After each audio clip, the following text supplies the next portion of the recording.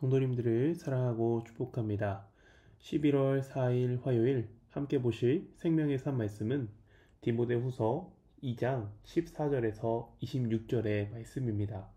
하나님의 말씀을 읽도록 하겠습니다.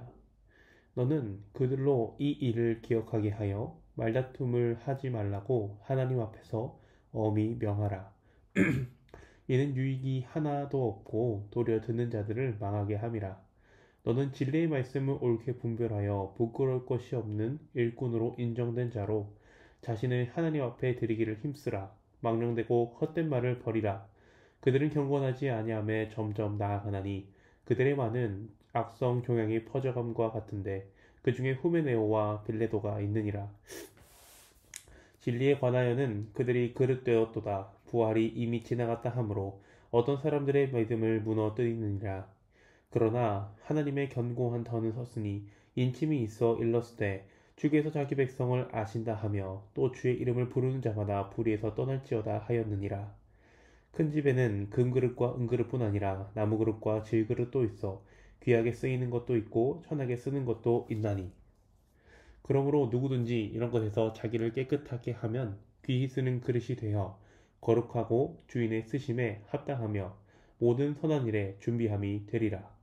또한 너는 청년의 정욕을 피하고 주를 깨끗한 마음으로 부르는 자들과 함께 의의 믿음과 사랑과 화평을 따르라. 어리석고 무식한 변론을 버리라. 이에서 다툼이 나는 줄 알미라. 주의 종은 마땅히 다투지 아니하고 모든 사람에 대하여 온유하며 가르치기를 잘하며 참으며 거역하는 자를 온유함으로 훈계할지니 혹 하나님이 그들에게 회개함을 주사 진리를 알게 하실까 하며 그들로 깨어 마귀의 올무에서 벗어나 하나님께 사로잡힌 바 되어 그 뜻을 따르게 하실까 함이라. 아멘. 대부분의 사람들이 가장 어려워하는 것, 그것은 바로 인간관계입니다. 그런데 놀라운 것은 인간관계를 그렇게 어려워하면서도 사람은 서로 관계를 맺으며 살아가기를 바랍니다. 왜냐하면 사람은 홀로 살 수 없고 서로 간의 교감을 통해서 긍정적인 에너지를 얻기를 바라기 때문이죠. 소위 내향적인 사람이라고 말하고 MBTI로 요즘엔 말하기도 하는데 I 성향의 사람, 그러한 사람이라고 할지라도 많은 사람들과 관계를 맺지 않으며 살아갈 뿐 가까운 사람과 혹은 깊은 관계를 맺은 사람과 관계를 이루며 살아갑니다. 그리고 비슷한 사람들이 모여서 공동체를 이루게 되고 하나님께서는 하나님의 자녀들로 하여금 교회라는 예배 공동체를 이루게 하셨습니다. 그런데 공동체 속에는 비슷하면서도 다른 다양한 사람들이 있다 보니 때로는 잡음이 나기도 합니다.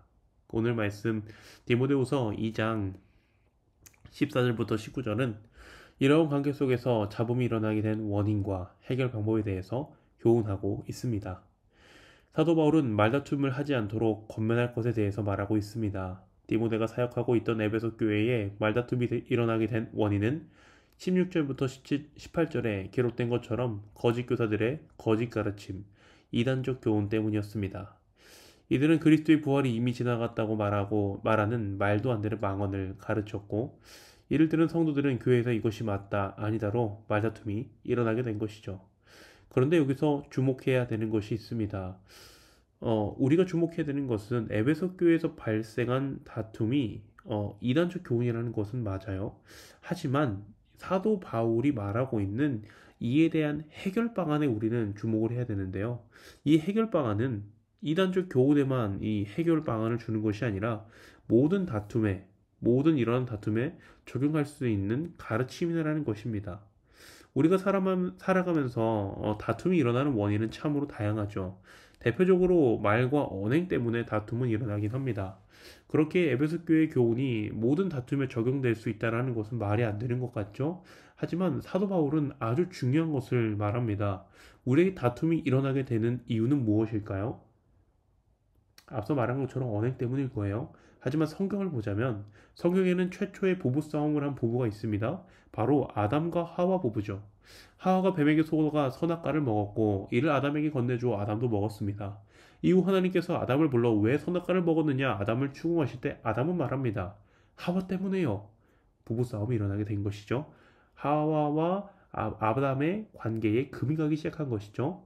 그리고 하와에게 다시 하나님은 물으시자 하와는 말하죠. 뱀 때문에요. 자연과의 관계도 파괴가 된 것이죠.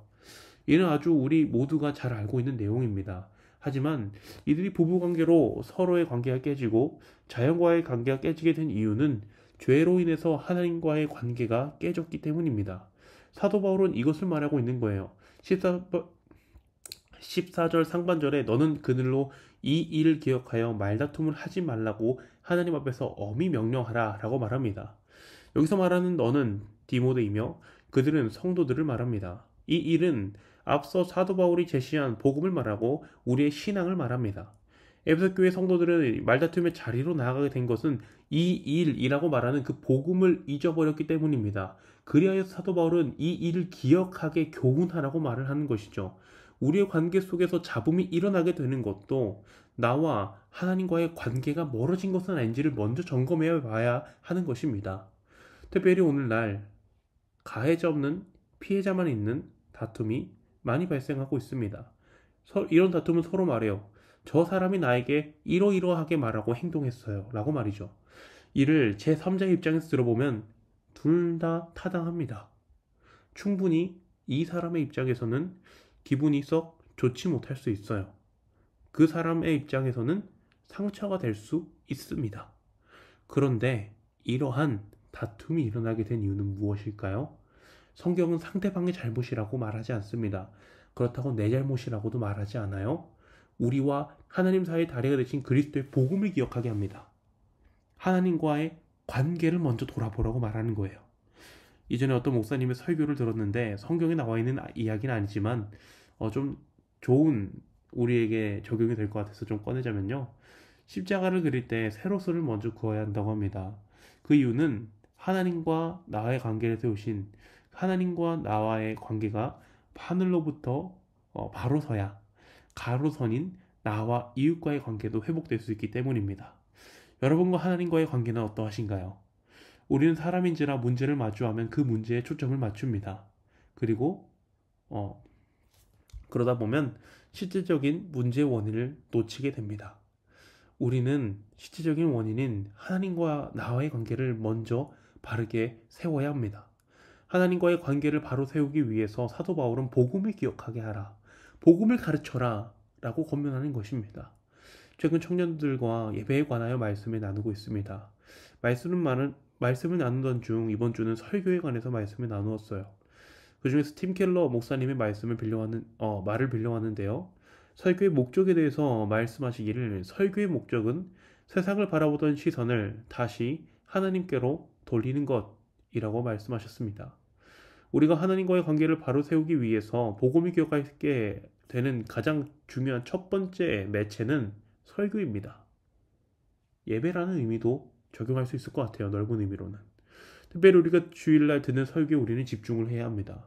사도 바울은 하나님 앞에서 엄히 명령할 것을 말하였습니다. 칼빈은 설교자를 하나님의 입으로 간주하였습니다. 설교 시간의 설교는 단순히 목사님의 말이 아닙니다. 목사님의 입을 통하여 지금도 우리에게 말씀하시는 하나님의 말씀인 것이죠. 우리는 이 말씀을 하나님의 말씀으로 알고 그 말씀을 듣기에 집중해야 합니다. 그리고 듣는 것에서 멈춰서는 안 되죠. 15절 하반절에서는 말하기를 자신을 하나님 앞에 드리기를 힘쓰라라고 말하고 있습니다. 이는 듣는 것, 기억하는 것에서 멈추는 것이 아니라 삶에서 실천할 것을 말하는 것이죠. 19절 하반절에서도 하나님의 이름을 부르는 믿음의 성도들에게 불의에서 떠날 것을 실제적인 실천을 말합니다. 설교가 들리는 자리에서 아멘이라고 고백하는 것이 다가 아니라는 거예요. 고백에서 멈추는 것이 아니라 우리의 삶에 실제적인 반응이 있어야 한다는 것입니다. 이제 말씀을 정리하고 마무리해보자 합니다. 우리에게 다툼이 일어나는 가장 근본적인 원인은 하나님과의 관계가 확실합니다. 소홀해졌기 때문입니다. 그렇게 우리는 다시 복음을 기억하며 하나님 앞에 돌아와야 합니다. 그러기 위해서 강단에 선포되는 말씀에 우리는 집중해야 합니다. 또 듣는 것에서 멈추는 것이 아니라 들어진 말씀의 삶에서 반응하시는 우리 성도님들 되기를 간절히 소망합니다. 기도하겠습니다. 사랑과 은혜가 충만하신 하나님 은혜를 감사합니다. 오늘도 이렇게 하나님의 말씀으로 하루를 시작하게 하시니 너무나도 감사합니다. 하나님, 우리가 살아가다 보면은 다툼이 없으면 좋겠지만 때론 다툼이 일어나기도 합니다. 주님, 그러할 때 우리는 이 문제에 집중하는 것이 아니라 가장 먼저 이 말씀대로 나와 하나님과의 관계가 어떠한지를 먼저 돌아보게 하여 주시옵소서. 하나님과의 관계가 바로 세워질 때 우리 이웃과의 관계도 회복될 줄로 믿습니다. 하나님, 우리가 하나님과의 관계가 바로 세워지기 위해 하나님께 세우신 목사님의 그 말씀에 집중하게 하시고 그 말씀을 듣는 것에서 멈추는 것이 아니라 삶에서 실천하는 자리로까지 나아갈 수 있도록 성령 하나님 우리를 이끌어 주시옵소서. 감사를 드리며 우리 주 예수님의 이름으로 기도합니다. 아멘.